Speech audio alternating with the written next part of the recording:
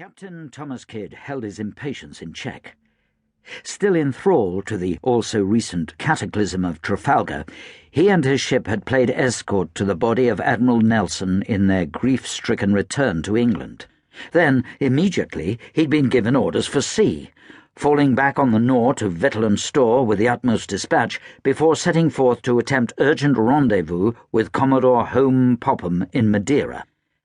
Much affected by the loss of the great commander, Kydd had at first resented not being able to attend what would no doubt be the greatest funeral of the age, but as all of Nelson's victorious battle fleet, save the legendary Victory, was still faithfully on station, who were he or his men to complain? Under a press of sail, Leroy had braved the hard southwesterlies and was now rounding the last point before the deep anchorage of Funchal Roads opened up. Madeira was peculiarly well located at the crossroads of the pattern of trade routes that led to Europe. Merchant shipping and naval vessels alike gratefully raised landfall before the last few weeks of far voyaging, or girded for long months outward bound.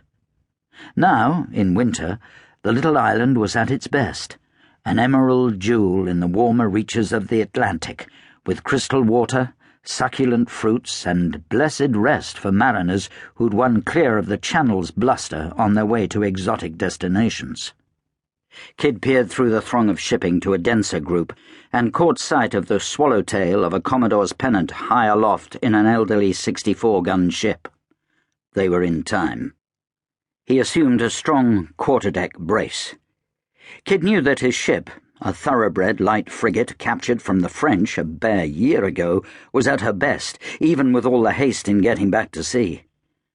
His head lifted in pride at the impression she must be making on the eyes now upon her, and he remembered how, in a similar frigate, he'd passed this way all those years ago, a young sailor before the mast, making skilled seaman, from humble press-gang beginnings, and now he was captain of his own frigate. This was no time for reminiscing. He'd served with Popham before, and was eager to make his acquaintance again, and to find out what was in store for Leroy. Shortening sail, they threaded their way through the packed shipping, no difficulty for the nimble frigate on a favourable wind, and in short order their anchor plunged down, and their 13-gun salute cracked out. He was met on Diadem's quarterdeck with all the ceremonial of a post-captain coming aboard a flagship. "A swift passage, Mr. Kydd," Popham said, the intelligent eyes appraising. "I count myself fortunate that you shall now be able to join our little enterprise." There'd been just the barest details about it in his orders, Kydd reflected, but he replied respectfully, "I'm honoured to be here."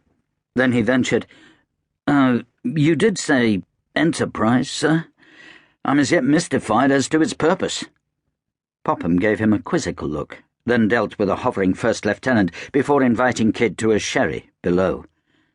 He wasted no time on pleasantries. "The French fleet has been destroyed, and the way is made clear for us to take the offensive. This is nothing less than the first move in a race to empire."